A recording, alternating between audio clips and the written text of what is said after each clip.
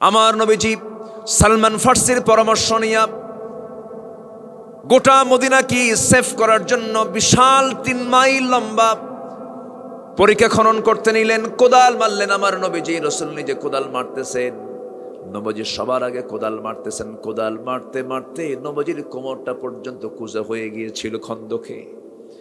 ওই যে কোমরটা কুঁজো হয়ে গিয়েছিল, আমার নবীজি মৃত্যুর দিন পর্যন্ত আমার নবীজি কোমর সোজা করে দাঁড়াতে পারেন নাই। আমার নবীজি বাঁকা হয়ে হেঁটেছেন সারা বাকি জীবন। উহুদে দাঁত ভেঙেছে তার, বাকি জীবন তিনি দাঁত ছাড়া মুখে কথা বলেছেন। আল্লাহু আকবার বলেন। মিষ্টি খাওয়া সুন্নাত, চোখে সুরমা লাগানো সুন্নাত, জুব্বা পড়া সুন্নাত,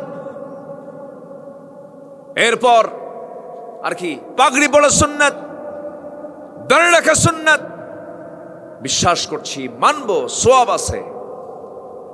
সুরমা লাগানো সুন্নত আর মিষ্টি খাওয়া সুন্নত আর দাঁত ভাঙ্গা সুন্নত আর কোমর ভাঙ্গা সুন্নত এক হতে পারে না, পারে না, পারে না। ঠিক কিনা?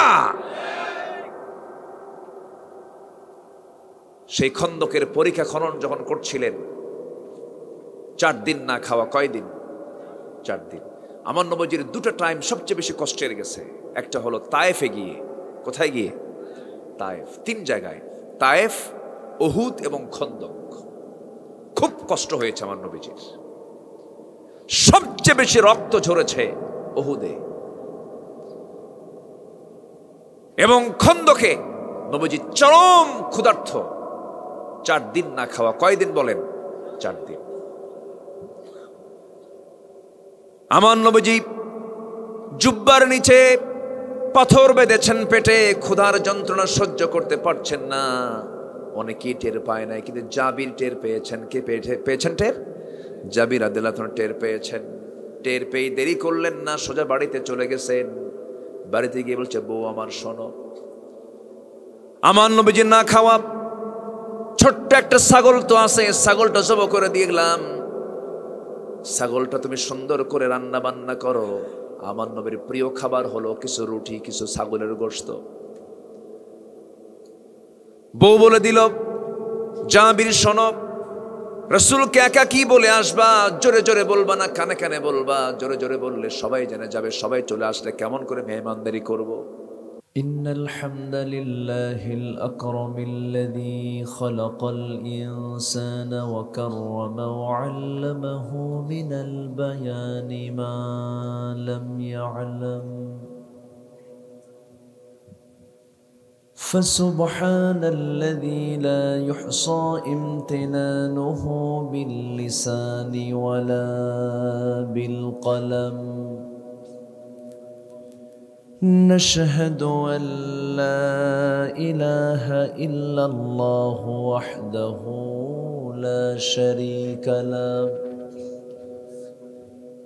ونشهد أن سيدنا وحبيبنا ومولانا محمدا عبده ورسوله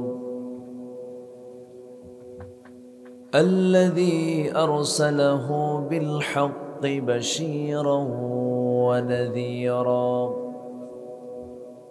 وداعيا إلى الله بإذنه وسراجا وقمرا منيرا. فقد قال الله تعالى في كلامه المجيد وفرقانه الحميد: أعوذ بالله من الشيطان الرجيم. بسم الله الرحمن الرحيم. إنما المؤمنون الذين آمنوا بالله رسوله ثم لم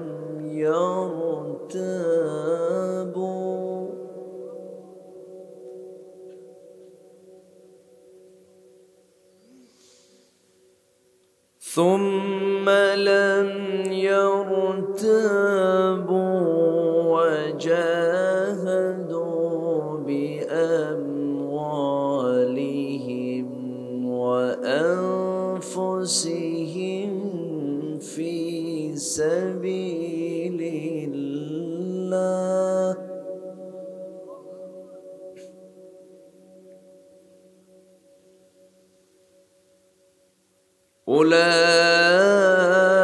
أولئك هم الصادقون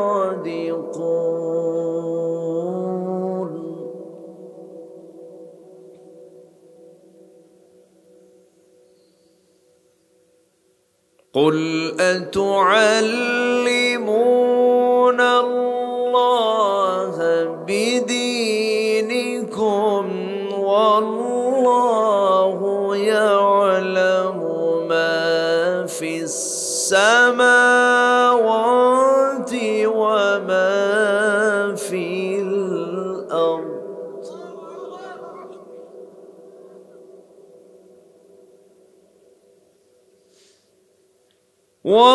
والله بكل شيء عليم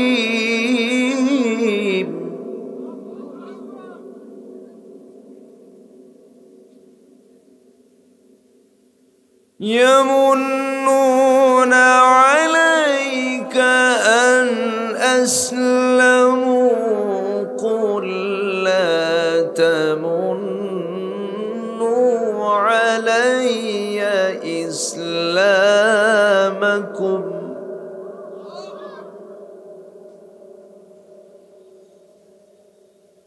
بل الله يمن عليكم أن هداكم للإيمان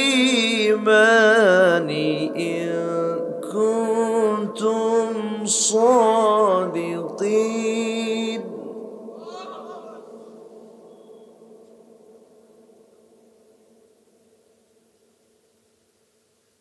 إن الله يعلم غيب السماوات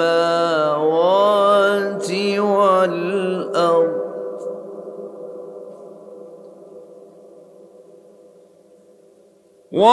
والله بصير بما تعملون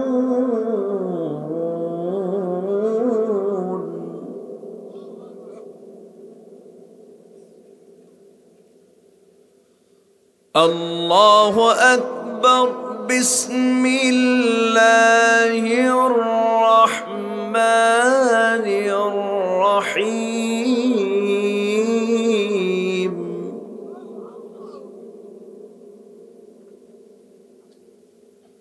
إن الله وملائكته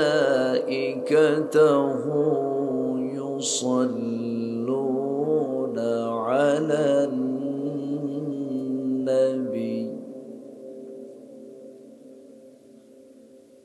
يا أيها الذين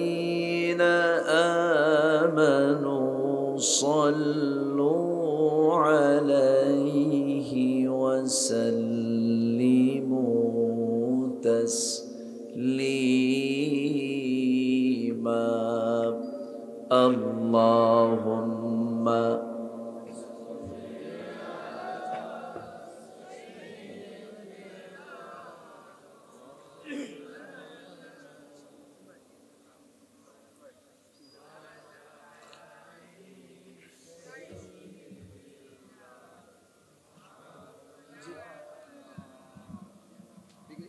একটু মোহাব্বত দিয়ে নবীর প্রেমে মাতোয়ারা হয়ে জবান খুলে জোরালো কণ্ঠে সবাই বলুন আল্লাহুম্মা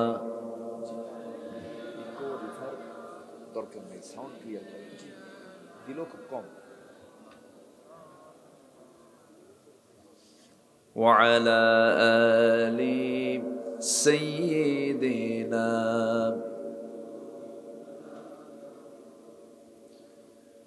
সবাই বলুন বালাগাল উলা বিকামালিহি কাশাফাত তুজা বিজামালিহি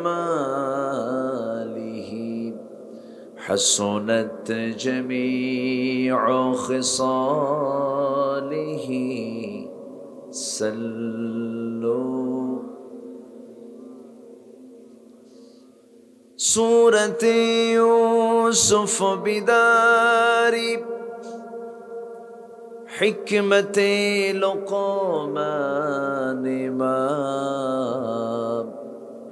قارئ قرآن باري يهدي لسان ما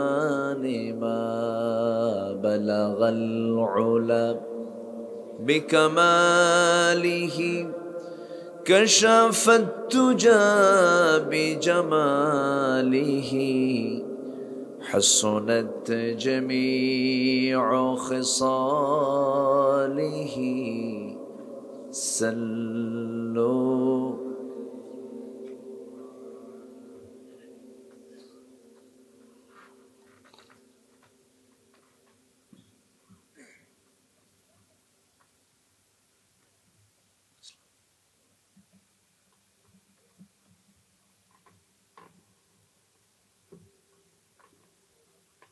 প্রাকৃতিক সৌন্দর্যের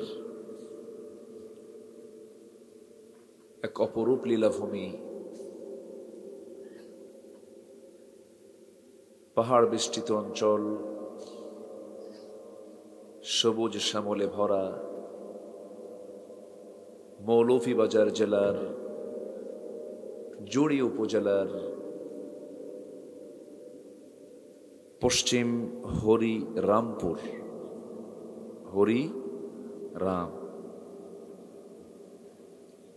হরিরামপুর যুব কল্যাণ পরিষদ কর্তৃক আয়োজিত ১৬তম তাফসীরুল কোরআন মাহফিল ২০২৪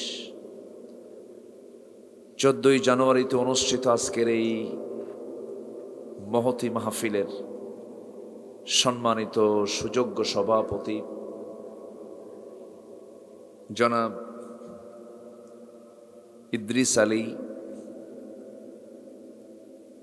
আজকের মাহফিলের বরেণ্য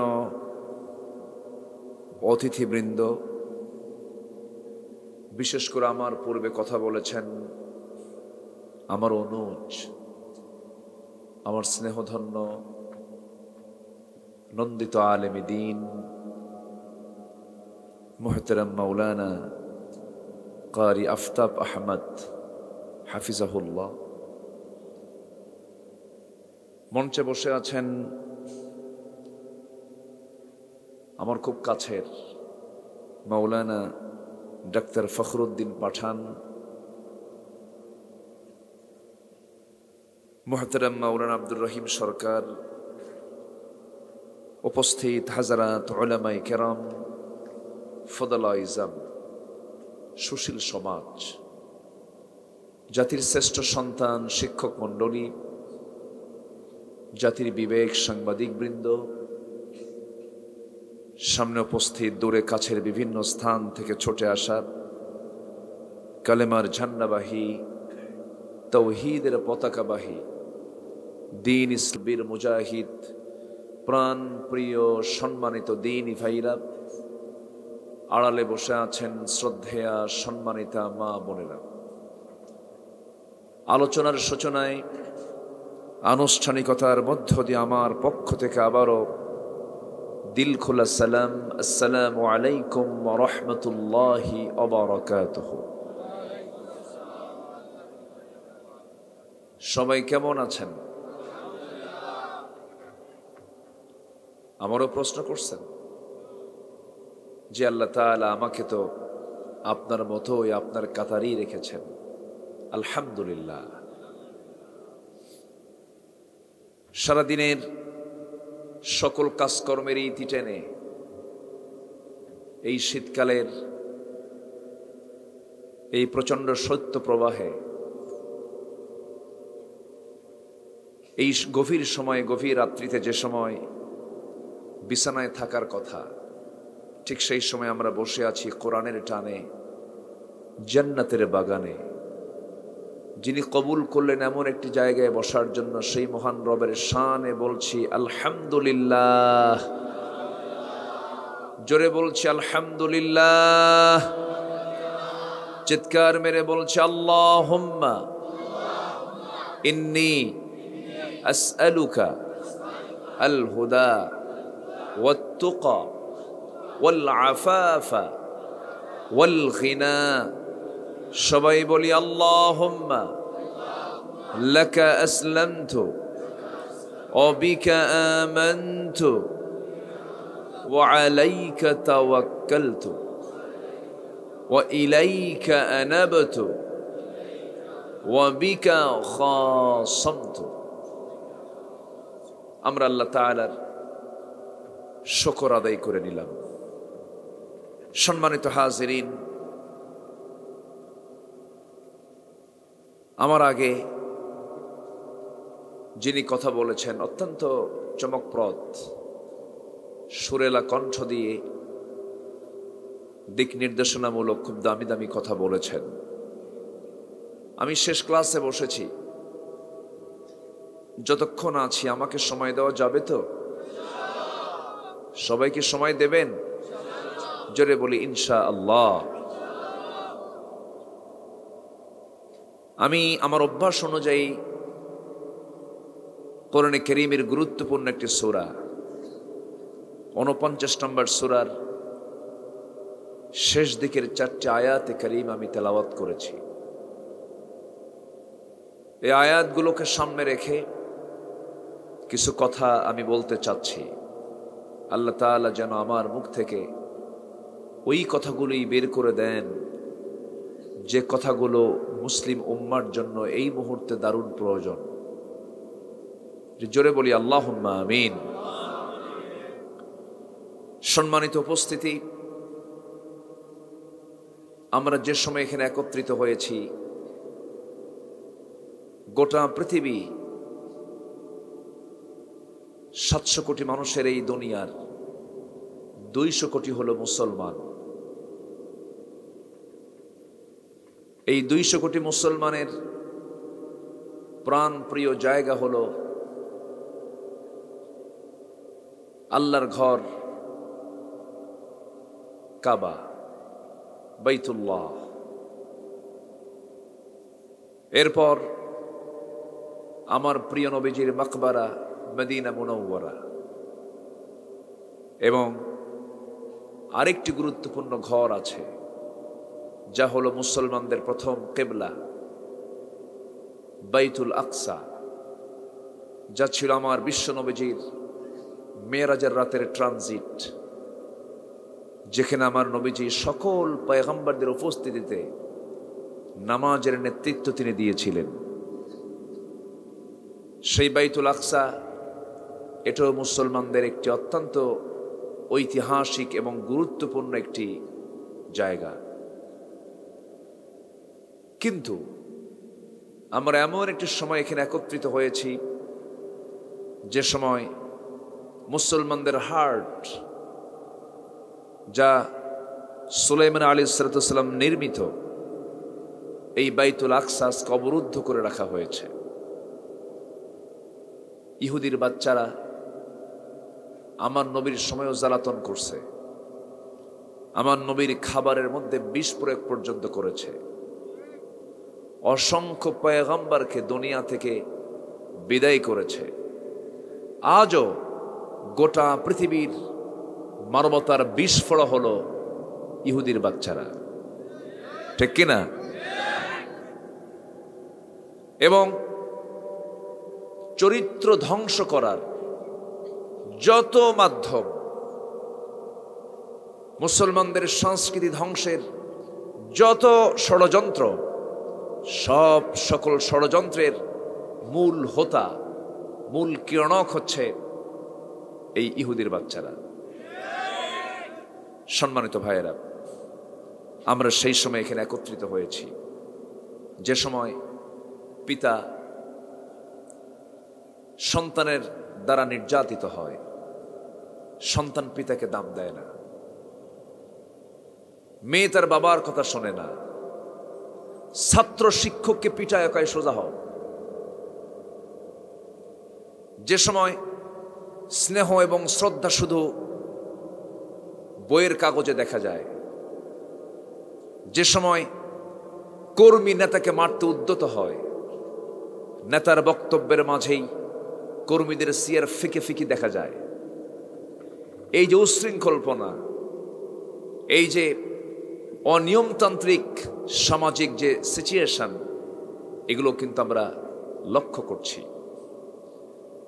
পারিবারিক সম্পর্ক নষ্ট করার জন্য যতগুলো দিক আজকে সমাজে উপস্থাপন করা হচ্ছে, সম্মানিত ভাইয়েরা, এই যে বিপন্ন পৃথিবী, এই যে অস্থির পৃথিবী, ঘুণে ধরা পৃথিবী, যদিও তথ্য প্রযুক্তির উৎকর্ষ সাধন হয়েছে, ডেভেলপ হয়েছে, কিন্তু মানুষের চরিত্রের মান ঊর্ধ্বমুখী না নিম্নমুখী? নিম্নমুখী। আমার কথা কি সবাই বুঝতে পারছেন? কষ্ট হচ্ছে না তো? নিম্নমুখী। দেখেন, আধুনিক দুনিয়াতে, এই আধুনিক বিশ্বে, ইউরোপ আমেরিকার মতো দেশে সমকামিতার আইনকে সংসদে বিল আকারে টেনে এনে পাশ করা হচ্ছে। কোথায় আছি আমরা? আমরা সেই সময় একত্রিত হয়েছি যে সময় ট্রান্সজেন্ডারকে উৎসাহ দেওয়া হচ্ছে, পুরুষ পুরুষে বিয়ে করছে, হোমোসেক্স, সেম সেক্সকে উৎসাহ দেওয়া হচ্ছে। অথচ কমন একটা বিষয়, ব্রিটেন প্রধানমন্ত্রী ভারতীয় বংশোদ্ভূত ঋষি সুনাক তিনি বলেছেন, a man is a man, A women is a women, that's just a common sense. একটা পুরুষ পুরুষই, একটা নারী নারী, এটা একটা কমন সেন্সের বিষয়। অথচ এই 5000 বছর আগের সেই সমকামিতার ঘৃণ্য সেই ইতিহাসগুলোকে আবার উস্কিয়ে দিচ্ছে এই ইহুদি খ্রিস্টানের বাচ্চারা। ঠিক কিনা? সমকামিতা এটা কখনো একজন সুস্থ মানসিক, শারীরিক এবং মানসিকভাবে সুস্থ একজন মানুষ কখনো এটাকে মেনে নিতে পারে না। আজকে আমরা এই সময় একত্রিত হয়েছে যে সমকামিতা একটা কুকুর, শূকর, শৃগালদের ভিতরেও নাই। মানুষ এতটাই নিচে নেমে এসেছে। আগের সেই যুগে, দ্য এজ অফ ইগনোরেন্স, বর্বরতার যুগে আমরা শুনতে পেয়েছি, কি শুনতে পেয়েছি? নারীর সন্তান হলে পরে জীবন্ত পুঁতে হত্যা করত। এখন নারীর সন্তান হওয়ার আগেই, পেটে বাচ্চা হওয়া মাত্রই যখন দেখে যে মেয়ে সন্তান, অ্যাবর্শন করে হত্যা করা হচ্ছে। এটা কি ছোটখাটো কোনো অপরাধ? একই তো। আমরা আগের ইতিহাসে কখনো পাইনি মরা লাশ কবর থেকে তুলে ধর্ষণ করা হচ্ছে, এরকম ইতিহাস আমরা পাইনি। মানুষকে মেরে 50 টুকরা করে প্রতিশোধ নেওয়া হচ্ছে। আমরা সেই দুনিয়াতে বসবাস করছি এখন। সম্মানিত ভাইয়েরা, এই যে অসুস্থ দুনিয়া, অসুস্থ হলো কেন? অসুস্থ হওয়ার 1 নাম্বার কারণ সেটা হলো সূর্যের আলো আমরা উপভোগ করি, উপকার পাই। সূর্য যদি না থাকতো আমরা বাঁচতাম না। সূর্যের উপকারিতা আছে না নাই বলেন? আছে। সূর্যটা কে দিয়েছেন? আসতে বলবেন না, কে দিয়েছেন? আমার বন্ধুগণ, যে আল্লাহ সূর্য সৃষ্টি করেছেন, যে আল্লাহ চন্দ্র সৃষ্টি করেছেন, যে আল্লাহ মহাকাশ বানিয়েছেন, যে আল্লাহ তাআলা 7 সমুদ্র সৃষ্টি করেছেন, সেই মহান রব্বুল আলামিন এই পৃথিবীতে বসবাসকারী মানুষ যাদের বিচার হবে, যাদের হিসাব না হবে, সেই বান্দার জন্য মহান রব্বুল আলামিন মানুষ আসার আগেই এই দুনিয়াতে আল্লাহ রাব্বুল আলামিন মানুষের জন্য কোরআন নামক কিতাবের ব্যবস্থা করেছেন। জোরে বলি সুবহানাল্লাহ। যার মধ্যে সবকিছু আছে। বাড়িতে আগুন লেগেছে, সে আগুন নিভানোর জন্য কি প্রয়োজন বলেন? বলেন কি প্রয়োজন? পানির প্রয়োজন। বাড়িওয়ালা হাওমা করে কান্দে আর বলে, যার কাছে যা কিছু আছে তা নিয়ে আমারে বাঁচাও। সেই আগুনে পোড়া বাড়ির পাশে দিয়ে একটা রাস্তা চলে গেছে, এক বেচারি ড্রাম ভর্তি ডিজেল নিয়ে যায়। যখন শুনছে যার কাছে যা কিছু আছে তা নিয়ে আমারে বাঁচাও, ড্রাম ভর্তি ডিজেল বিসমিল্লাহ দিয়ে, বিসমিল্লাহ বলে আগুনের মধ্যে দিছে ঢেলে। আগুন কমবে না বাড়বে? বেড়ে যাবে।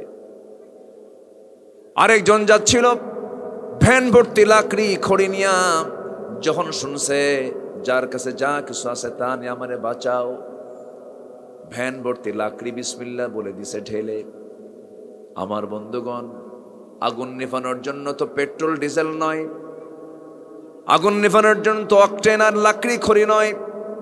আগুন নিভানোর জন্য যেমন প্রয়োজন পানির, তেমনি আজকে যে সমাজের এই যে আগুন দাউ দাউ করে জ্বলছে, এই যে অস্থির দুনিয়া, এই অস্থির দুনিয়ার আগুনকে নিভানোর জন্য দুনিয়ার কোনো আইন চলবে না, সমাজতন্ত্র চলবে না, পুঁজিবাদ চলবে না, সেকুলার চলবে না, ন্যাশনালিজম চলবে না, গোটা দুনিয়ার কোনো মতবাদ চলবে না। অশান্ত দুনিয়াকে শান্ত করার জন্য, আগুন নিভানোর জন্য যেমন পানি দরকার, অশান্ত দুনিয়াকে শান্ত করার জন্য তেমনি আল্লাহর কালাম কোরআন দরকার। জোরে বলুন ঠিক কিনা? আমার ভাইয়েরা, একটু মনোযোগ দিয়ে শুনুন। আমরা এসেছি, 100 বছর আগের কোনো মানুষ এখানে নাই, আবার এখন থেকে 100 বছর পরে আমরা কেউ থাকবো না। নতুন অতিথি দুনিয়াতে আসবে। আগের বহু অতিথি দুনিয়া থেকে চলে গেছে, আমরা তো অতিথির মতো দুনিয়াতে এসেছি। ক্ষণিক দুনিয়ায় এসেছি, ক্ষণিক সময়ের জন্য এসেছি, আমরা হলাম অতিথি। এই দুনিয়া নামক এই জায়গা থেকে আমরা ট্রান্সফার হয়ে চলে যাব কার কাছে? আসতে বলবেন না কার কাছে? হিসাব আছে না নাই? আসতে বলবেন না আছে না নাই? একটা আয়াত যখন আমি পড়ি আমার দারুণ ভয় লাগে, আমি তো খুব অস্থির হয়ে যাই। একটা আয়াত আমাকে খুব কাঁদিয়ে তোলে, খুব কমন আয়াত। যারা পারেন ঠোঁট মিলিয়ে বলেন, فَمَن يَعْمَلْ مِثْقَالَ ذَرَّةٍ خَيْرًا يَرَهُ وَمَن يَعْمَلْ مِثْقَالَ ذَرَّةٍ شَرًّا يَرَهُ। যাররা পরিমাণ, যাররা শব্দটা হলো এমন একটা জিনিস যা চোখে দেখা যায় না, এত সূক্ষ্ম জিনিস। যাররা পরিমাণ যে ভালো কাজ করবে সেদিন সে তা আল্লাহর সামনে দেখতে পাবে, যাররা পরিমাণ খারাপ কাজ করবে তাও সে দেখতে পাবে। অর্থাৎ প্রমাণ হয়ে গেল, পুঙ্খানুপুঙ্খ রূপে বিচার করবেন তিনি আমার কে? কে বিচার করবেন? আল্লাহ। আমি কি আলোচনা চালাবো? তো 2-1 করে যে ওঠেন আপনারা, বসেন। সময় তো জীবনে বহু জায়গায় ব্যয় করলাম, এই জায়গায় ব্যয় করলে মনে হয় লস নাকি? এই জায়গায় ব্যয় করলে কি লস? শুধু লাভ না মহালাভ? মহালাভ। এটা কত বড় যে বরকতের জায়গা, এটা বুঝবো আমরা একদিন। খুব দামি জায়গা। যদি এখানে বসে যদি আপনার তৃপ্তি না হয়, তাহলে ভাবতে হবে মিস্টার ইবলিস ওয়াসওয়াসা দিচ্ছে। কি কথা কি বুঝতেছেন আপনারা? ইবলিস তো মনে হয় জড়িতে আসে না, আসে? জড়িতে আসে, আসে, আসে। মানুষ আছে যেখানে, ইবলিস আছে সেখানে। আমাদের আব্বা আদম আলাইহিস সালাতু ওয়াস সালাম তিনি জান্নাতে ছিলেন। শয়তান ওয়াসওয়াসা দিয়েছে, কোথায় গিয়ে ওয়াসওয়াসা দিয়েছে? জান্নাতে গিয়ে। শয়তান যদি ওয়াসওয়াসা দেওয়ার জন্য আমার আব্বা আদমের জান্নাতে গিয়ে যদি তাকে ওয়াসওয়াসা দিতে পারে, ইবলিস তো জুড়ি উপজেলা চেনে না, আসতে কয় চেনে কিনা বলেন? বসে সময় বহু দিয়েছি জীবনে, বহু জায়গায়। আজকে কোরআনের জন্য সময়টা ব্যয় করি। কোরআন আমার জন্য সুপারিশ করবে। জোরে বলি সুবহানাল্লাহ। এমন ক্ষমতা কোরআনকে কে দিয়েছেন? আসতে বলবেন না, কে দিয়েছেন? আল্লাহ দিয়েছেন। আমার বন্ধুগণ, সবাই তো দুনিয়া থেকে বিদায় নেব, কিন্তু বড় বড় কপাল হলো যে বান্দা আমলনামাটা ডান হাতে নিতে পারবে না, বাম হাতে যার আমলনামা হবে। খুব বিপদ, খুব বিপদ। আমলনামা যদি ডান হাতে নেওয়া যায়, বিশাল বড় ভাগ্য আমার। আর আমলনামা যদি বাম হাতে হয়, বড় কপাল আমার। আমার বন্ধুগণ, আল্লাহ তাআলা কত ভয়ঙ্কর কিছু কিছু কথা বলেছেন। এক জায়গায় তিনি বলছেন, কি ভয়ঙ্কর আয়াত! কিছুক্ষণ আগে এক ভয়ঙ্কর আয়াত বললাম, খুব ভয় পাই আয়াতগুলো দেখলে পরে। আরেকটা আয়াত খুব ভয়ঙ্কর, দেখেন সূরাতুল আরাফ আয়াত নাম্বার 40। আল্লাহ রাব্বুল আলামিন বলেন, ইন্নাল্লাযীনা কাযযাবু বিআয়াতিনা ওয়াস্তাকবারু আনহা লা তুফাত্তাহু লাহুম আবওয়াবুস সামা ওয়ালা ইয়াদখুলুনাল জান্নাতা হাত্তা ইয়ালিজাল জামালু ফি সাম্মিল খিয়াত ওয়াকাযালিকা নাজজিল মুজরিমিন। জোরে বলুন আল্লাহু আকবার। আল্লাহ রাব্বুল আলামিন বলেন, নিঃসন্দেহে যারা কাযযাবু মিথ্যা প্রতিপন্ন করবে বিআয়াতিনা আমার আয়াতগুলোকে, ওয়াস্তাকবারু আনহা যারা অহংকার দেখাবে, লা তুফাত্তাহু লাহুম আবওয়াবুস সামা তাদের জন্য আকাশের কোনো দরজায় আমি আল্লাহ খুলবই না। আকাশের দরজা আছে না নাই বলেন? আল্লাহ তাআলা সে আকাশের দরজা খুলবেন ঈমানদারদের জন্য। জোরে বলুন সুবহানাল্লাহ। লা তুফাত্তাহু লাহুম আবওয়াবুস সামা, আকাশের দরজায় আমি খুলব না। এবং আরো শক্ত ভাষায় আল্লাহ রাব্বুল আলামিন বলছেন, ওয়ালা ইয়াদখুলুনাল জান্নাহ, এরা কখনো জান্নাতে প্রবেশ করবে না, হাত্তা ইয়ালিজাল জামালু ফি সাম্মিল খিয়াত, যেমন করে একটা সুঁয়ের ছিদ্র পথে উট প্রবেশ যেমন অসম্ভব, এই সমস্ত বান্দার জন্য আল্লাহর জান্নাতে যাওয়া তেমনই অসম্ভব। আমার ভাইয়েরা, কি ভয়ঙ্কর আয়াত আল্লাহ তাআলা বলেছেন।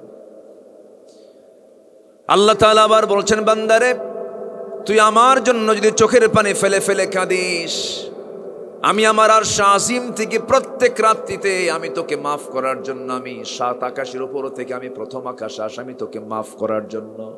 যেরকম সুবহানাল্লাহ। আকাশ কয়টা বলেন? আকাশ কয়টা? সাবআ সামাওয়াত। আকাশ কয়টা? 7টা। আমার আল্লাহ তাআলা আরশ আজিম কোথায় বলেন? 7 আকাশের উপরে। 12টা পার হয়ে যায়, 12টা বাজে, আল্লাহ তাআলা আমাকে আপনাকে মাফ করার জন্য ফিস সামাঈদ দুনিয়া, দুনিয়ার আকাশে চলে আসেন আর বলেন, আলা মিন মুস্তাগফিরিন ফাগফির লা, কোন ক্ষমা প্রার্থী আছে আমার কাছে ক্ষমা চাবে, আমি তাকে ক্ষমা করে দেব। জোরে বলুন সুবহানাল্লাহ। আল্লাহ নিজে আসেন অনেক দূর থেকে, আমার কাছাকাছি চলে আসেন, এই প্রথম আকাশে চলে আসেন। হয়তো আমার কাছে এই প্রথম আকাশটা অনেক দূর, শুধু দূর না, অনেক দূর। আল্লাহ তাআলা সে আরশ আজিমে অবস্থান তিনি করেন, আমি দুনিয়াতে অবস্থান করি, কিন্তু আল্লাহ তাআলার কাছে সব জ্ঞান আছে না নাই বলেন? আছে। কিন্তু আমি যেখানে আছি, ধরুন মৌলভীবাজার জেলার জড়ি উপজেলার এই হরিরামপুর গ্রামের মধ্যে আমরা বসে আছি। আমরা যেখানে বসে আছি, এখান থেকে সোজা উপরের দিকে তাকালে আমরা একটা বিশাল আকাশ দেখতে পাই। এই আকাশের নিচে মহাশূন্যে মহান রব্বুল আলামিন সূর্য রেখেছেন, চন্দ্র রেখেছেন। চাঁদের দেশে মানুষ গেছে, চাঁদে যায় নাই? মানুষ গেছে, মঙ্গল গ্রহে মানুষ গেছে।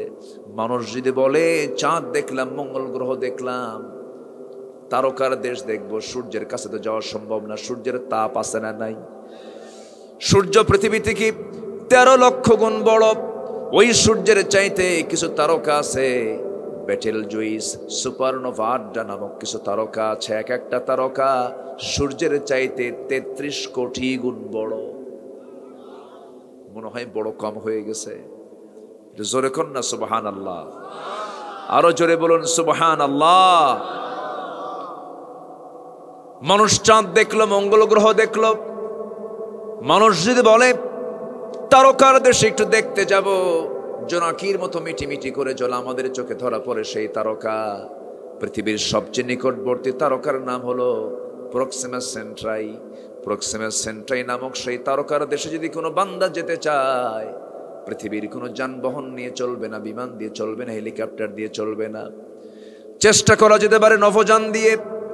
অ্যাপোলো 11 নামে একটা নভোযান আছে, আপডেট লেটেস্ট, যার ঘন্টার গতি হলো 39,000 কিলোমিটার।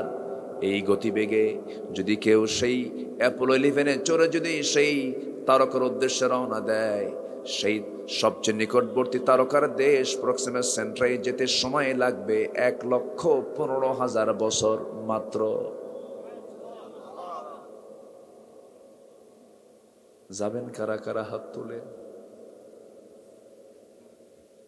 পাঠান ভাই,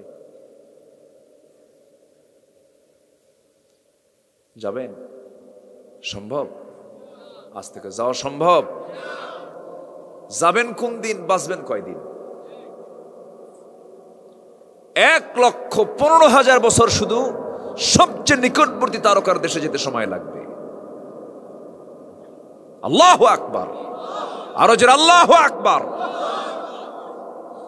সেই মহাশূন্যের মাঝে ছোট্ট একটা পৃথিবী, সেই ছোট্ট পৃথিবীর একটা ভূখণ্ড, একটা নির্দিষ্ট ভূখণ্ড, ছোট্ট একটা এলাকার একটু নেতা হইলে, একটু শাসক হলে, ক্ষমতা পাইলে, ওরে বাপরে বাপ কি হনুরে, কিছুই হননি আপনি।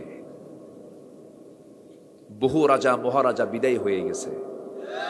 আসতে বলবেন না, জোরে বলুন ঠিক কিনা? ফেরাউন আছে, নমরুদ আছে, হামান আছে, আবু জেহেলরা আছে। সম্মানিত ভাইয়েরা, অহংকার দেখানো যাবে না। সে আল্লাহ তাআলা বলছেন, বান্দা আমি তোকে মাফ করতে চাই, তুই আমার কাছে মাফ চা।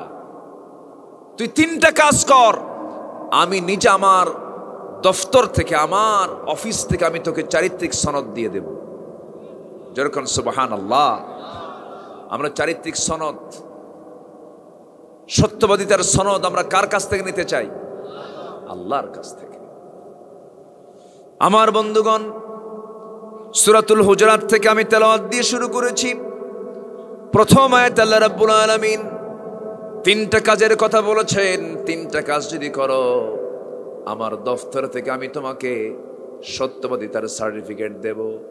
এই সার্টিফিকেট তুমি যদি পেয়ে যাও, তুমি সোজা জান্নাত পেয়ে যাবে। জোরে বলি সুবহানাল্লাহ। কয়টা কাজ বলেন? আজকে আমরা 3টা কাজ শিখে যাব। জোরে বলি ইনশাআল্লাহ। আরো জোরে বলি ইনশাআল্লাহ। আল্লাহ রাব্বুল আলামিন বলেন, ইন্নামাল মুমিনুনা আল্লাযীনা আমানু বিল্লাহি ওয়া রাসূলিহি সুম্মা লাম ইয়ারতাবু ওয়া জাহাদু বিআমওয়ালিহিম ওয়া আনফুসিহিম ফি সাবিলিল্লাহ উলাইকা হুমুস সাদিকুন। জোরে বলুন আল্লাহু আকবার। প্রকৃত মুমিন কারা? প্রকৃত মুমিন কারা? কারা হতে পারে প্রকৃত মুমিন? আমার দেশে 18 কোটি মুসলমান বসবাস করে।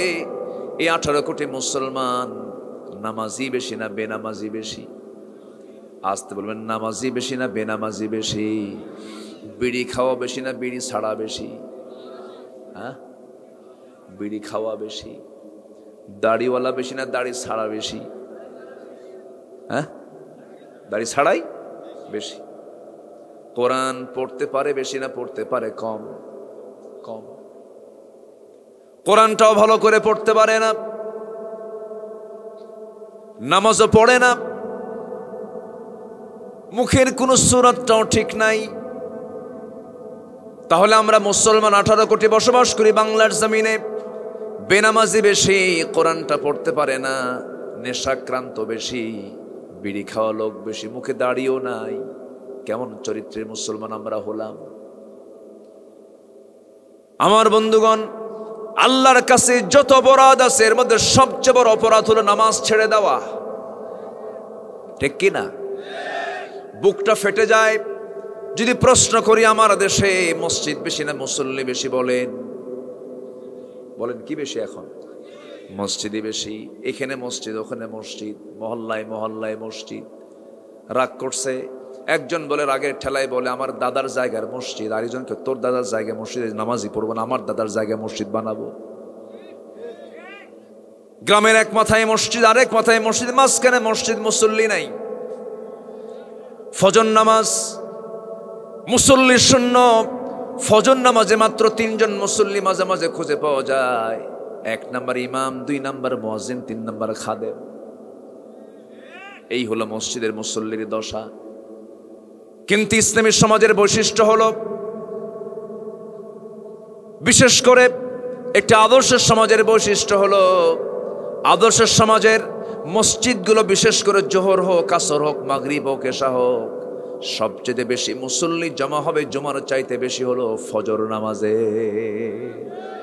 ঠিক কিনা? জোহর মুনাফিকও পড়ে, আসর মুনাফিকও পড়ে, মাগরিব মুনাফিকও পড়ে, কিন্তু মুনাফিক ফজর নামাজ, এশার নামাজ পড়তে পারে না। তাহলে আল্লাহর কাছে সবচেয়ে বড় অপরাধ কি? বলেন বলেন বলেন, সবচেয়ে বড় অপরাধ কি? নামাজ। তাহলে আমার দেশের সবচেয়ে বড় অপরাধ কি হচ্ছে এখন? বলেন বলেন, নামাজ নাই। তো নামাজ যে নাই, আমার দেশের নেতৃত্ব দিচ্ছে কারা? অমুসলিম না মুসলিম? বলেন কে কইছে অমুসলিম? আমার দেশ যারা চালাচ্ছে, আমার দেশের যারা নেতৃত্ব দিচ্ছে, যারা নেতা, তারা নামাজি। তারা কি অমুসলিম না মুসলিম? মুসলিম। তাহলে মুসলিম নেতৃত্ব চলছে, এত আইন পাশ হয়, এত কানুন পাশ হয়, যে নামাজ না পড়লে আল্লাহর কাছে সবচাইতে বড় অপরাধ। সেই নামাজ নিয়ে তো একটা দিন কেউ কিছু বলে না। যুবকরা শোনো, আজকের মাহফিলে যুবকরা বেশি আসছো, সেই নেতৃত্বের পিছনে দৌড়ায়ও না যে নেতৃত্ব তোমাকে জাহান্নামের দিকে নিয়ে যাবে। যে নেতৃত্বে নামাজ নাই, যে নেতৃত্বে কোরআন নাই, সেই নেতৃত্বের মুখে আমরা জুতা মারি, থুতু মারি। রাজি আছেন কারা কারা? হাত উঁচু করে দেখান মুসলমান।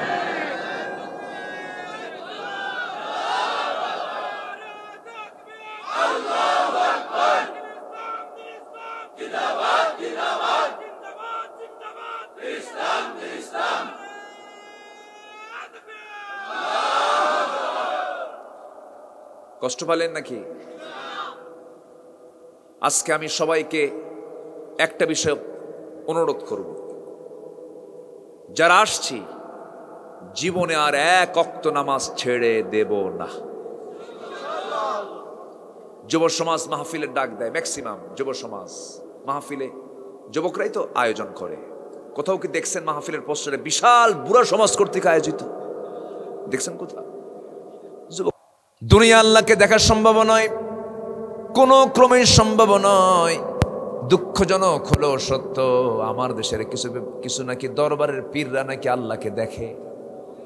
জোরে কোন নাউজুবিল্লাহ, জোরে বলেন নাউজুবিল্লাহ। আল্লাহকে দেখা সম্ভব নয়। আল্লাহর সৃষ্টি তো অনেক দেখা যায় না, যেরকম বিদ্যুৎ দেখা যায় না, বিদ্যুৎ দেখা যায় না। মোবাইল চলতেছে, মোবাইল আমরা কথা বলছি, কোনো তার নাই, কেমন করে কথার শব্দ তরঙ্গ কেমন করে মোবাইল আসতেছে, না দেখে বিশ্বাস করছি। মধ্যাকর্ষণ শক্তি আমরা না দেখে বিশ্বাস করছি, যে সৃষ্টির মধ্যে অনেক কিছু না দেখে বিশ্বাস করতে, বাতাস না দেখে বিশ্বাস করছি, সেই বাতাস, সেই মধ্যাকর্ষণ শক্তি, সেই ধার, সেই বিদ্যুৎ, এই দুনিয়ার সৃষ্টি যদি না দেখতে পাই, আমরা এই চক্ষু দিয়ে আমরা আল্লাহকে দেখবো কেমনে? আল্লাহকে এই দুনিয়াতে দেখা সম্ভব নয়। আল্লাহকে না দেখে বিশ্বাস করতে হবে। এরপরে শুধু আল্লাহকে মানলেই হবে না, রসুলকেও মানতে হবে, রসুলকে মোহাব্বত করতে হবে। আমার বন্ধুগণ, এই দুনিয়াতে যদি আমরা আল্লাহ রসুলকে যদি জীবনের চাইতে বেশি মোহাব্বত করে যেতে পারি, আমার আপনার মরার পরেই সেকেন্ড স্টেশন হলো কবর। কবরের পরেই হলো মিজান পুলসিরাত। কিয়ামত শুরু হয়ে যাবে, মিজানের পাল্লা চলে আসবে, পুলসিরাত চলে আসবে। এই নবী আমার এমন নবী, যে নবীকে প্রত্যেকটা স্টেশনেই দরকার। মরে যাচ্ছি, কবরে দরকার, কবরের পরে কিয়ামতে দরকার, হাশরের ময়দানে দরকার, মিজানে দরকার, পুলসিরাতে দরকার, হাউজে কাউসারে দরকার। রাসূল আমার বলছেন, ও আমার সাহাবীরা, কাল হাশরের ময়দানে তোমরা যদি আমাকে কোথাও না পাও, তিন জায়গার যে কোনো একটা জায়গায় তোমরা আমাকে পেয়ে যাবে।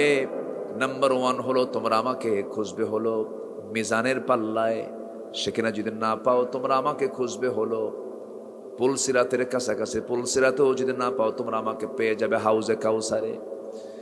হাউজে কাউসারে তোমার সঙ্গে আমার যদি সাক্ষাৎ হয়ে যায়, জান্নাতের পেয়ালা দিয়ে হাউজে কাউসার থেকে পানি তুলে নিয়ে তোমাকে পান করায় দেব। জনমের মতো তৃষ্ণা নিবারণ হয়ে যাবে, আমি তুমি দুজন মিলে জান্নাতে একসঙ্গে প্রবেশ করব। জোরে কোন সুবহানাল্লাহ।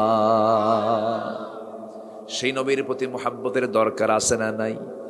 আসতে বলবেন না, আছে না নাই? আমার বন্ধুগণ, বুকটা ফেটে যায়। আমার দেশে বহু মুসলিম নামের কিছু নাস্তিক আছে, রসুলকে নিয়ে বাজে কথা বলে, রসুলকে নিয়ে বিরূপ মন্তব্য করে ফেলে।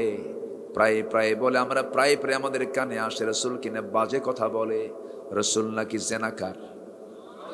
যেরকম নাউজুবিল্লাহ, রসুল বিয়ে করেছেন একাধিক। এই ইঙ্গিতটা ছিল কার? বলেন, এই হুকুমটা ছিল কার? আসেন দোয়া করে দিই নাকি? হ্যাঁ, তো ওঠে কেন? এই যে ওঠেন, এই অনেকে বাইরে দাঁড়ায় আছেন, এলোমেলো ভাব আমি লক্ষ্য করছি। একটু বসেন, বসেন একটু।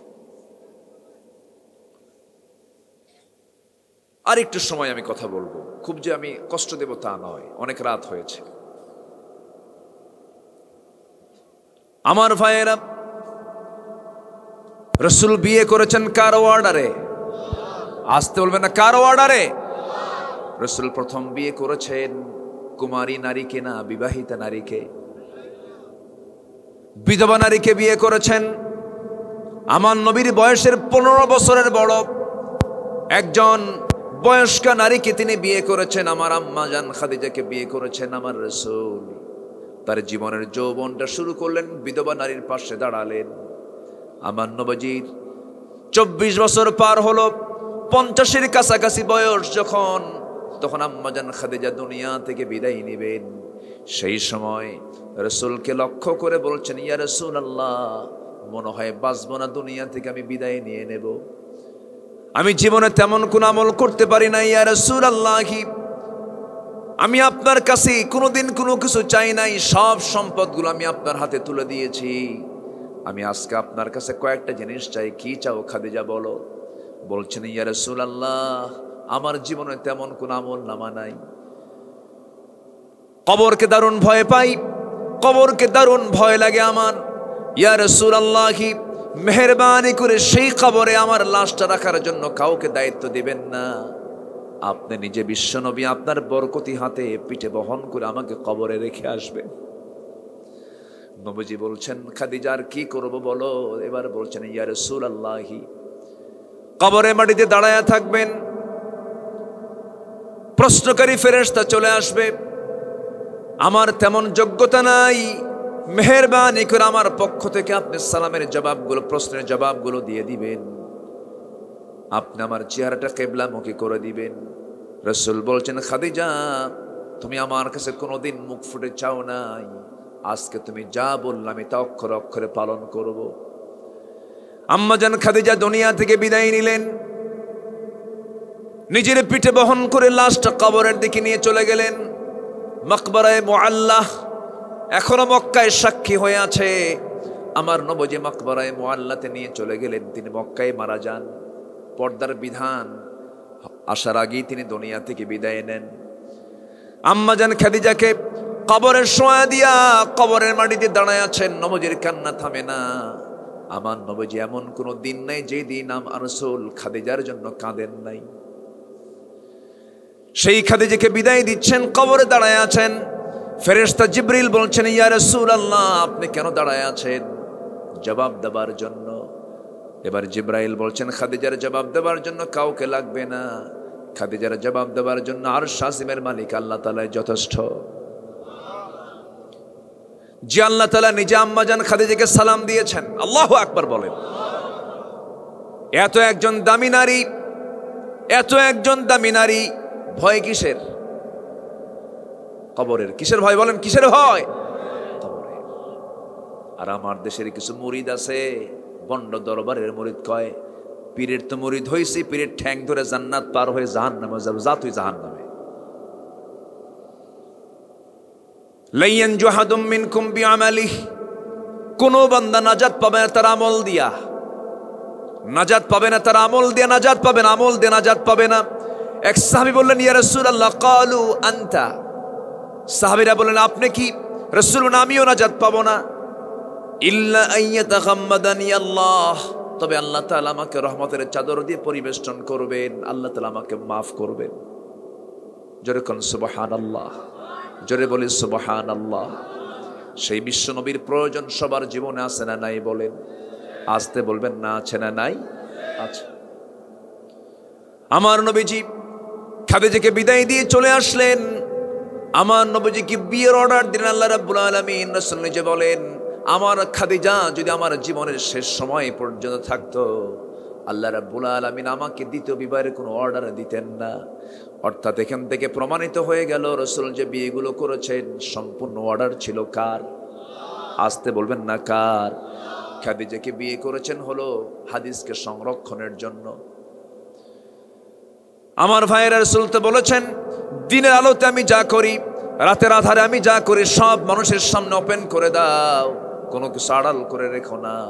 আমার নবীর রাতের চরিত্র, দিনের চরিত্র সব মানুষের সামনে ওপেন ছিল, তার কাছে কোনো কিছু আড়াল ছিল না। কারণ আমার আপনার জন্য উত্তম আদর্শের মডেল বানিয়ে দেওয়া হয়েছে আমার রাসূলকে।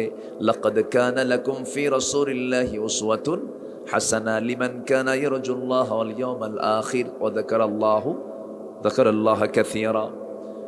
আমার বন্ধুগণ, সেই নবীজির বিরুদ্ধে আজকে কথা বলা হয়, নবীর বিরুদ্ধে মারাত্মক শক্ত কথা বলা হয়। আমার দেশে রুটিনর্কের মতো কিছু নাস্তিকের বাচ্চারা কিছু কুলাঙ্গার আছে না নাই? আছে। এত বিচার দেখলাম আমরা, এত আইন দেখলাম আমরা। রাসূলকে যারা গালি দিল, আজ তাদের একটারও কোনো বিচার হয়নি। এমন একদিন আসবে আমাদের সামনে, জোরে বলি ইনশাআল্লাহ। এমন একটা দিন আসতেছে সামনে, সামনের দিন কোরআনের দিন, সামনের দিন ইসলামের দিন। রাশিয়ার মঞ্চে মুসলমান বসে যাবে, রাশিয়ার মসনদে মুসলমান বসে যাবে। আজ থেকে 50 বছর পর গোটা পৃথিবীর মেজরিটি জনসংখ্যা হবে মুসলমান, মুসলমান, মুসলমান। সম্মানিত ভাইয়েরা, আমাকে গালি দাও সহ্য করব, আমার বাপকে গালি দাও সহ্য করব, রাসূলকে গালি দিবি জিহ্বা টেনে ছিড়বো আমরা, ঠিক কিনা? রাসূল আমার কলিজা, রাসূল আমার কি কলিজা। রাসূলকে সব জায়গায় লাগবে, কোনো উপায় নাই। এই জন্য আল্লাহ তাআলা যেখানে ঈমানের কথা বলেছেন, আল্লাহর প্রতি ঈমান, সাথে কার প্রতি? নবীর প্রতি ঈমান, নবীকে বাদ দেন নাই। ইন্নামাল মুমিনুনা আল্লাযীনা আমানু বিল্লাহি ওয়া রাসূলিহি, আল্লাহকে মানতে হবে, রাসূলকে মানতে হবে। সুম্মা লাম ইয়ারতাবু, সন্দেহ করা যাবে না। সাহাবায়ে কেরাম রাসূলকে কি পরিমাণ ভালোবেসেছেন। একজন সাহাবী, বিখ্যাত সাহাবী, তার নাম জাবির। সাহাবীর নাম কি? জাবির রাদিয়াল্লাহু তাআলা আনহু। নবীর সঙ্গে খুব তার তাআল্লুক ছিল, গভীর সম্পর্ক ছিল। আমার নবীজি মদিনার 10 বছর যুদ্ধ পরিচালনা করেছেন 86টা। কয়টা বলেন? 86। কয়টা বলেন? 10 বছরে যদি 86টা যুদ্ধ পরিচালনা করা লাগে, নবীজির যায় নামাজের সময় বেশি কাটছে না ঘোড়া পিঠের সময় বেশি কাটছে? কোন বলেন? যদি বছরে 8টা থেকে 9টা যদি যুদ্ধ পরিচালনা করতে হয়, যায় নামাজে বেশি না ঘোড়ার পিঠে বেশি? ঘোড়ার পিঠে তো বেশি। আমার নবীজির ব্যবহৃত তরবারিগুলো আজও সাক্ষী হয়ে আছে। আমার নবীজি মাথায় হেলমেট পরেছেন। নবীর দক্ষ তরবারির পরিচালনা ছিল তার। লোহার বর্ম, তিনি লৌহ বর্ম পড়েছেন। বর্ষা তিনি হাতে নিয়েছেন। অশ্বারোহী হয়েছেন মুহাম্মদ সাল্লাল্লাহু আলাইহি ওয়াসাল্লাম। আমার নবীজির সবচাইতে ঐতিহাসিক 3টা যুদ্ধের কথা সবচাইতে বেশি গুরুত্বপূর্ণ বদর, উহুদ, খন্দক। বদর, উহুদ, খন্দক। খন্দকের যুদ্ধ বিশেষ করে জাবির রাদিয়াল্লাহু তাআলা আনহু, নবীর প্রতি কি তার যত্ন ছিল দেখেন। রাসূলকে কি পরিমাণ তিনি ভালোবেসেছেন। নতুন সিরাতটা আমি এই ঘটনা বেশি বলি নাই। এই সিরাতটা আমার জীবন আলোচনাটা কম এনেছি এবছর, এই ফার্স্ট মনে হয় বলতেছি। আমার বন্ধুগণ, জাবির রাদিয়াল্লাহু তাআলা আনহু লক্ষ্য করে দেখলেন খন্দকের প্রান্তরে আমার নবীজি পেটে পাথর বেঁধেছেন, কেউ দেখে নাই। নবীজি ক্ষুধার যন্ত্রণা সহ্য করতে না পেরে 10 বছরের সেটা যুদ্ধ পরিচালনা করতে গিয়ে অর্থ কি থাকার কথা না শেষ হয়ে যাওয়ার কথা? রাশিয়া এখন যুদ্ধ বিধ্বস্ত দেশ। অর্থনৈতিকভাবে কি রাশিয়া সমৃদ্ধ এখন? না। ইউক্রেন যুদ্ধ বিধ্বস্ত দেশ। আমার নবীজি মদিনায় এসে ছোট্ট একটা স্টেট গড়ে তুললেন, সেখানেও যুদ্ধ শুরু হয়ে গেছে। খাদিজার সম্পদ, সাহাবে কেরামের সব দেওয়ার সম্পদগুলো যুদ্ধ করতে করতে শেষ হয়ে যাচ্ছে। খন্দকের পরীক্ষা খনন করার সময় আমার নবীজি সালমান ফার্সির পরামর্শ নিয়ে গোটা মদিনাকে সেভ করার জন্য বিশাল 3 মাইল লম্বা পরীক্ষা খনন করতে নিলেন। কোদাল মারলেন আমার নবীজি। রাসূল নিজে কোদাল মারতেছেন, নবীজি সবার আগে কোদাল মারতেছেন। কোদাল মারতে মারতে নবীজির কোমরটা পর্যন্ত কুঁজো হয়ে গিয়েছিল খন্দকে। ওই যে কোমরটা কুঁজো হয়ে গিয়েছিল, আমার নবীজি মৃত্যুর দিন পর্যন্ত আমার নবীজি কোমর সোজা করে দাঁড়াতে পারেন নাই। আমার নবীজি বাঁকা হয়ে হেঁটেছেন সারা বাকি জীবন। উহুদে দাঁত ভেঙেছে তার, বাকি জীবন তিনি দাঁত ছাড়া মুখে কথা বলেছেন। আল্লাহু আকবার বলেন। মিষ্টি খাওয়া সুন্নাত, চোখে সুরমা লাগানো সুন্নাত, জুব্বা পড়া সুন্নাত, এরপর আর কি পাগড়ি পড়া সুন্নাত, দাঁড়িয়ে রাখা সুন্নাত। বিশ্বাস করছি, মানবো, সওয়াব আছে। সুরমা লাগানো সুন্নত আর মিষ্টি খাওয়া সুন্নত আর দাঁত ভাঙ্গা সুন্নত আর কোমর ভাঙ্গা সুন্নত এক হতে পারে না, পারে না, পারে না। ঠিক কিনা?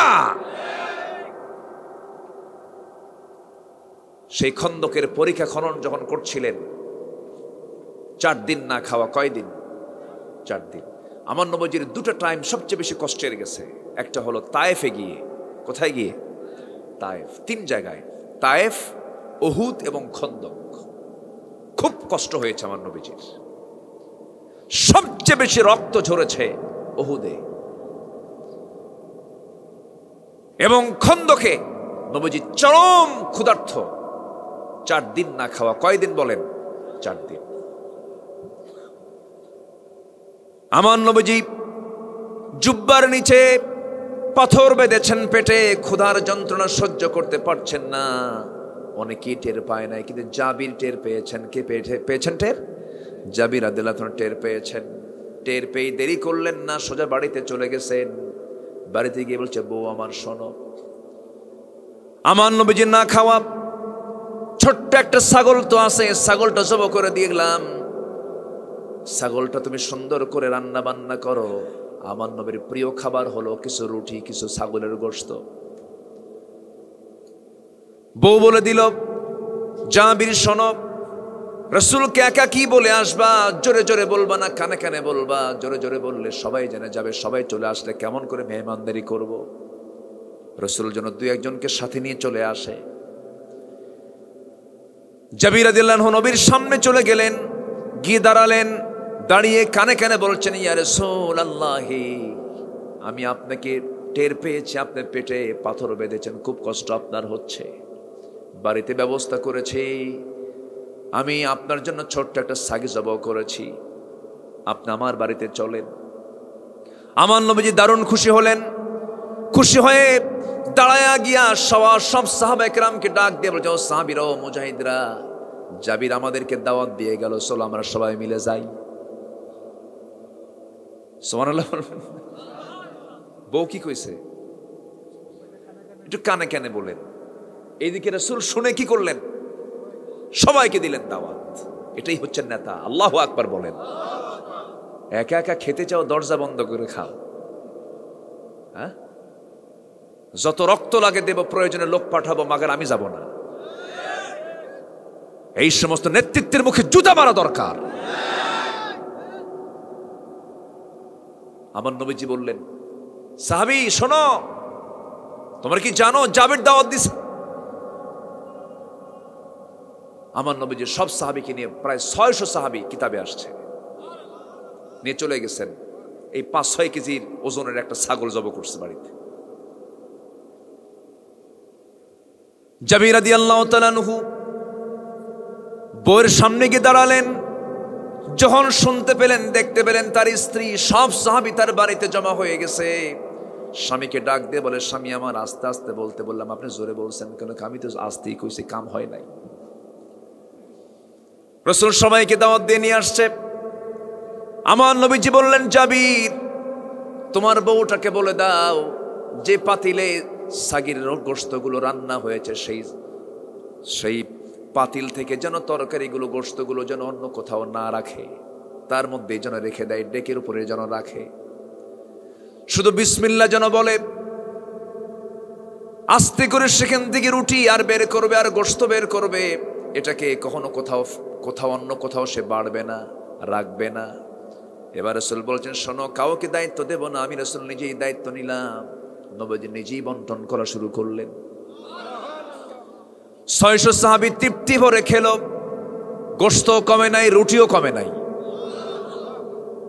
জোরে বলি সুবহানাল্লাহ, আরো জোরে বলি সুবহানাল্লাহ।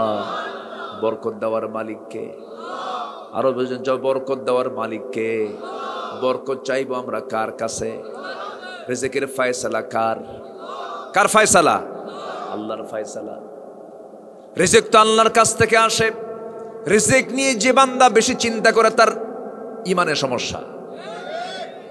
কি করে খাবো, কি হবে আমার, আছে না এরকম? আছে না বলার লোক? আছে না? ওর হতাশ শয়তান থেকে আসে। কে চালাবেন? আসতে বলবেন না, কে চালাবেন? পৃথিবীর কোন প্রাণীর কিন্তু খাদ্য গুদাম নাই, খালি খাদ্য গুদাম কার আছে? মানুষের। সংকট বেশি কার? মানুষের। আচ্ছা, সংকট কি মানুষের যে খাবারের সংকট, এটা কি আল্লাহ করেছেন না বান্দা নিজেই করে? লক্ষ লক্ষ মেট্রিক টন খাবার পচায় ফেলে, সাগরে ফেলে দেয়, রাজনীতিকে পাকাপোক্ত করার জন্য। বিশ্বের মোড়লরা আছে না? আছে। বিশ্বের বহু দেশে না খেয়ে থাকে, ওরা খাবারগুলো পচায়। আমেরিকা আমাকে বাঁচাবে না,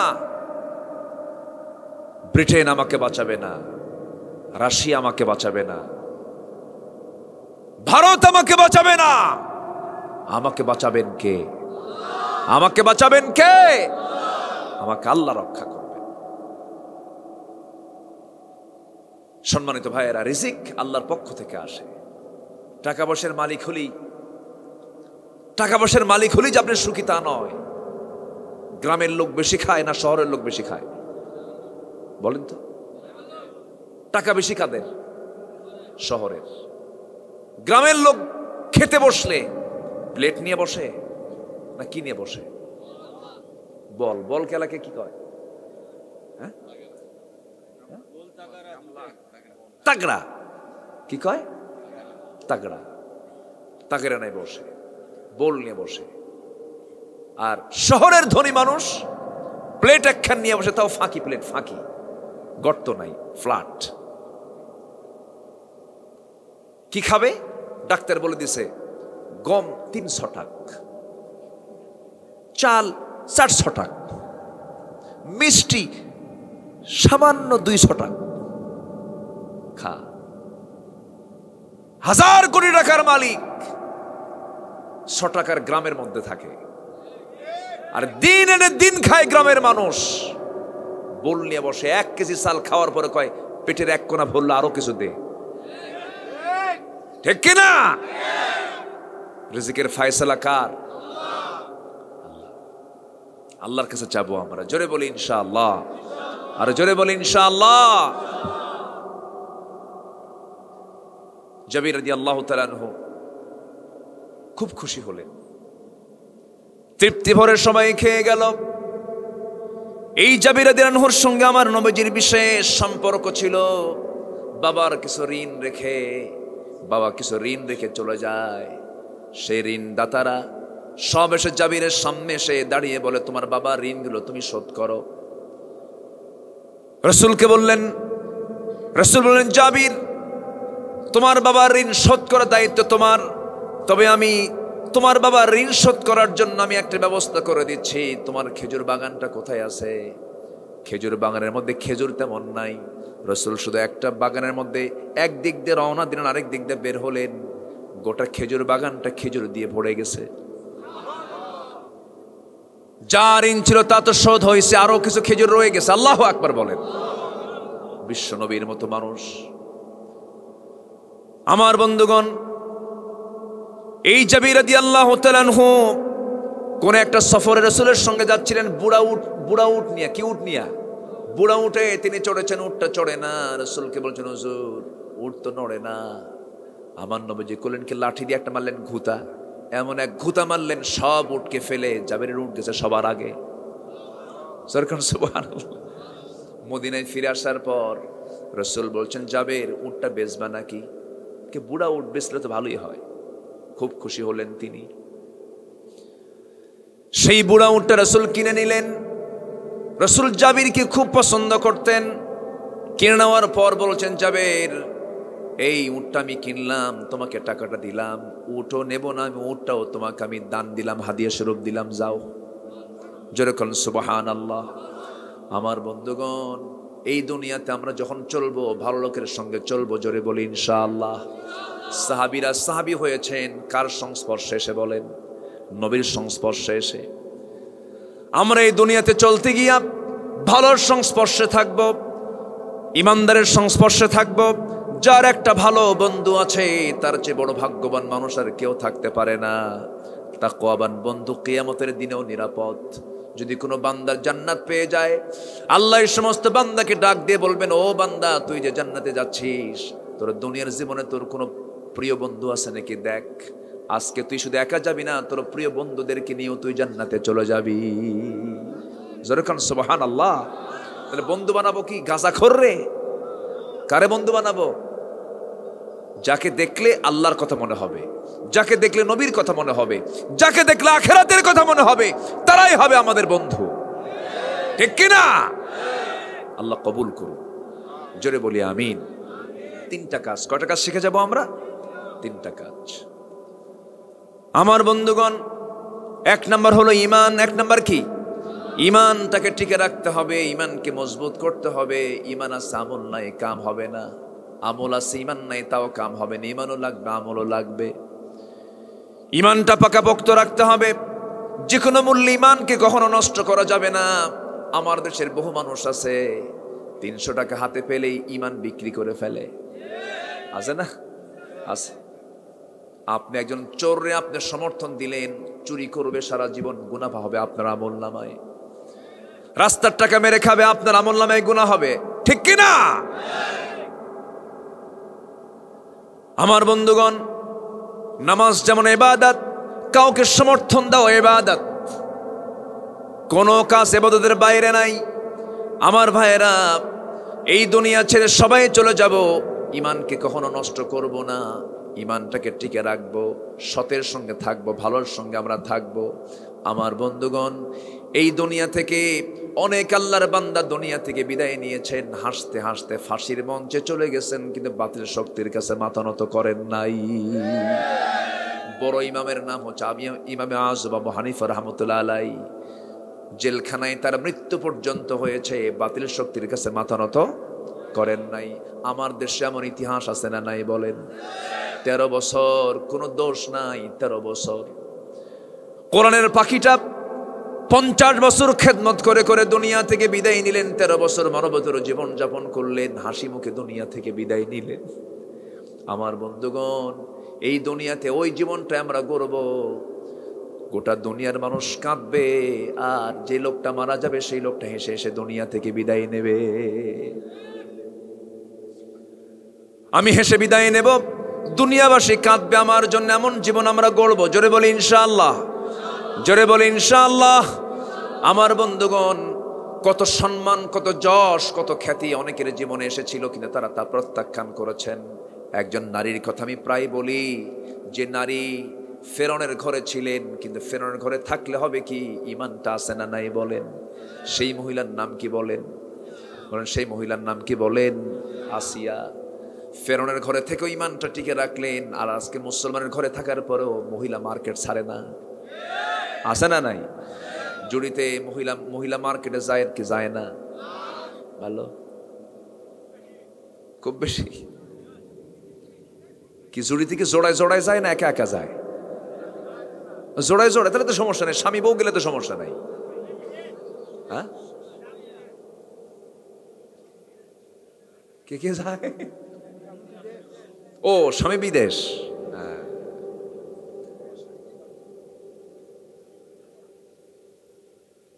মার্কেটে যান, সমস্যা নাই। স্বামীকে ধমক মেরে বলে, তুমি কি মার্কেট বুঝো? 300 টাকার শাড়ি 1000 টাকা দিয়ে নিয়ে আসতো, থাও, ঢং ঢং করে মার্কেটে চলে যায়। গায়ে কাপড় চোপড়ও নাই, চলে গেছে দোকানদারের সামনে গিয়ে চুল টুল ছেড়ে দিয়ে, দোকানদারের সামনে গিয়ে ঠ্যাঙের উপর ঠ্যাং তুলে দিয়া, লিপস্টিক লাগায়, আশকারা মাস্কারা লাগায়া, সেন্ট একখান চোটের সেন্ট ইউজ করে দোকানদারের সামনে গিয়ে একটা মুস্কি হাসি মেরে বলে, ভাইয়া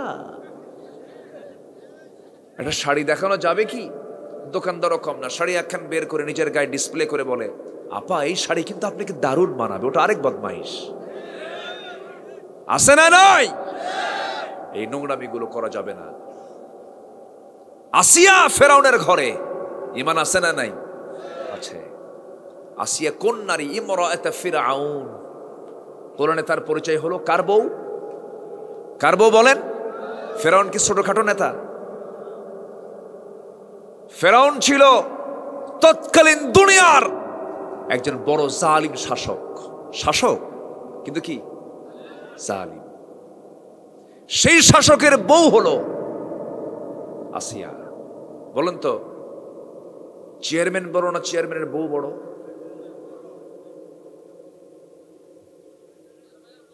বউ বড়। এটা বিশাল ব্যাপার।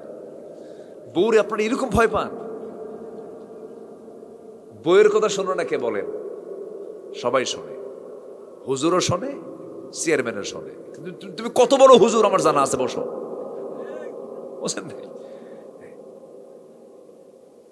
এক রাজা প্রজার মাঝে ঘোষণা করছে, যে প্রজা বইয়ের কথা শোনে তাদেরকে একটা করে ডিম দাও, আর যে প্রজা বইয়ের কথা শোনে না তাদেরকে একটা করে ঘোড়া দাও।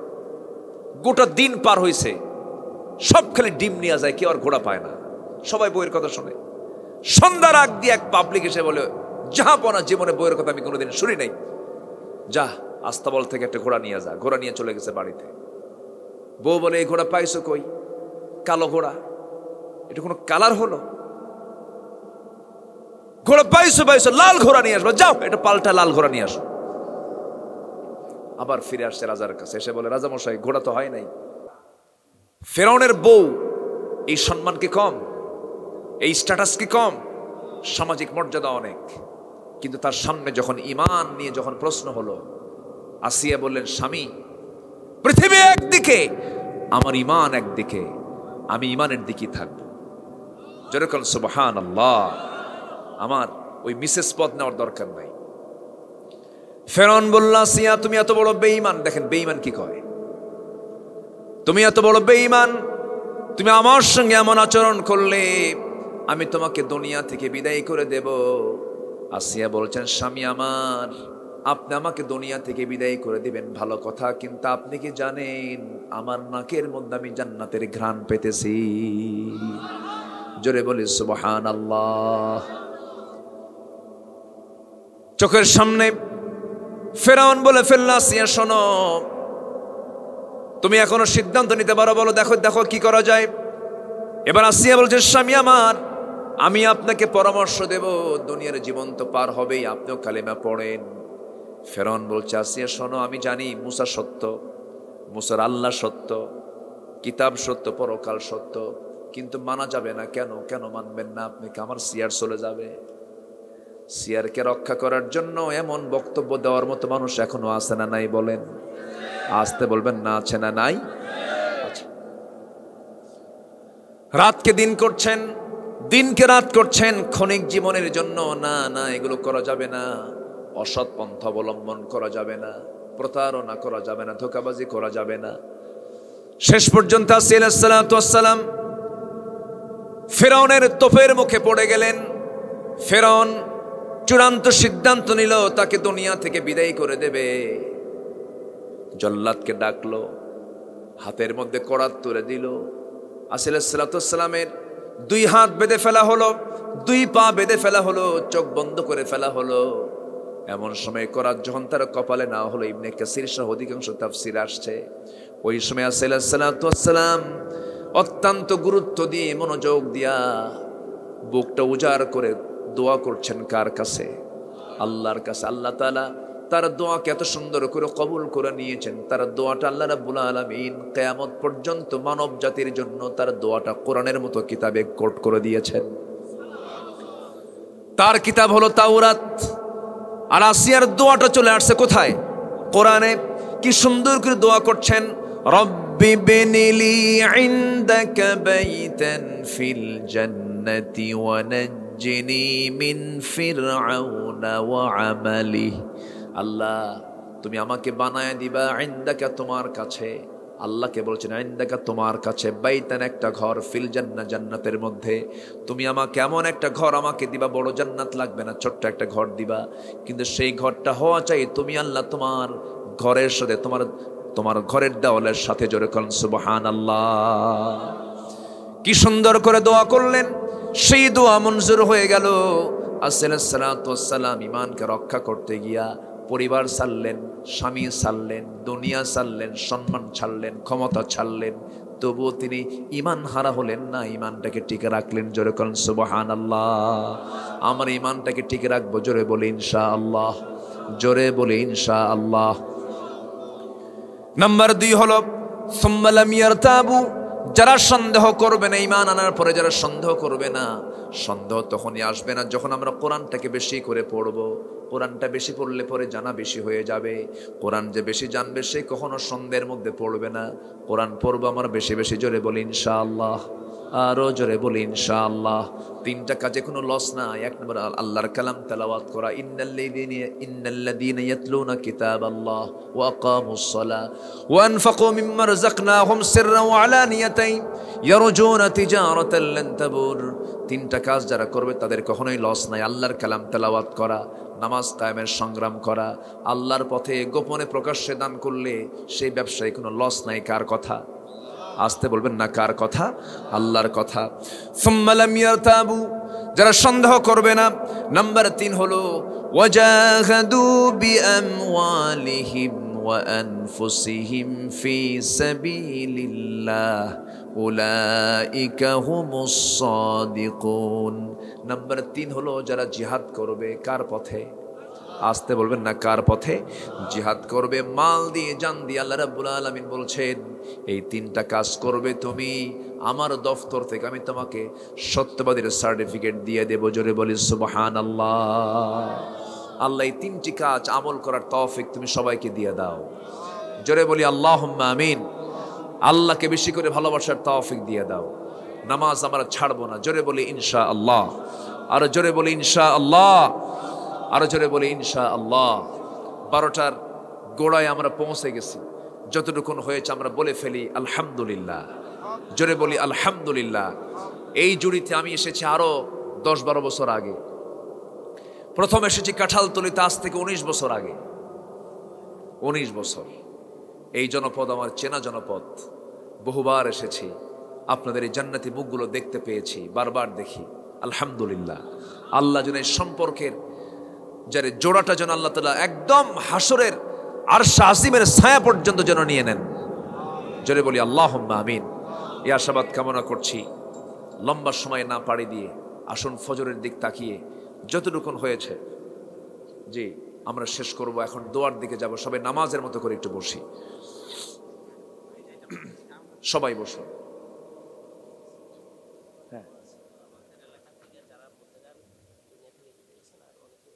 জি আমরা সবার জন্য দোয়া করব ইনশাআল্লাহ। সবাই বসি।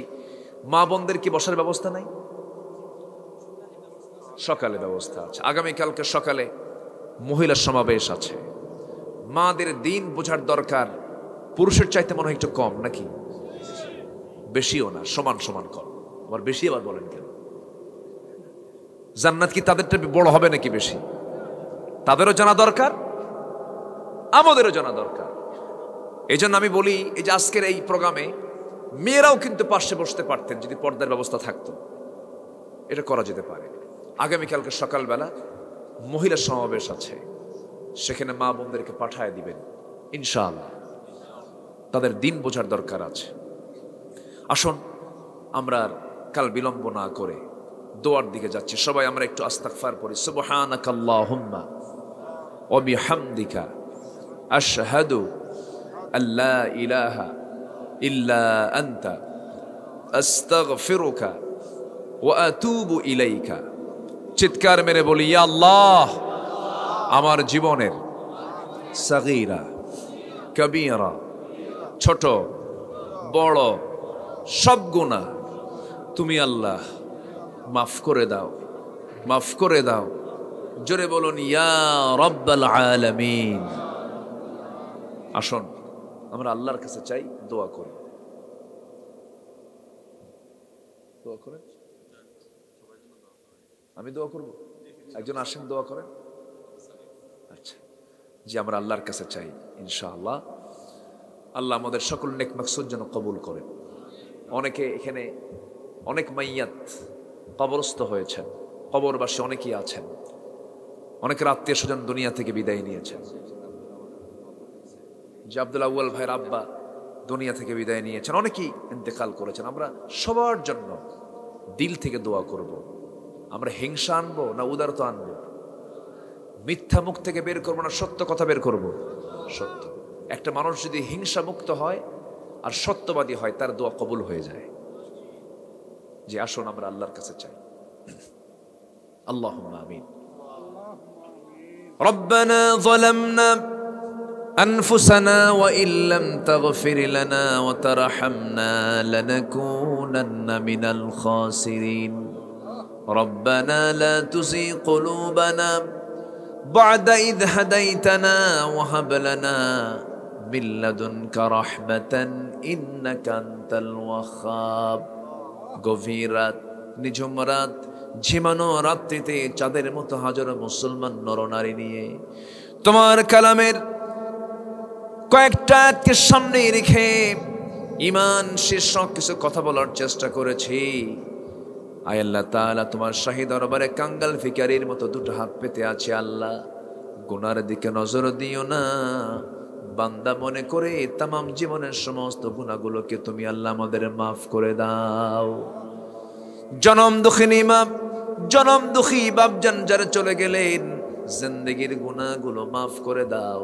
কবরগুলোকে জান্নাতের টুকরা বানায়া দাও। আব্বা আম্মার জন্য কি দোয়া তুমি তাও শিখিয়ে দিয়েছো।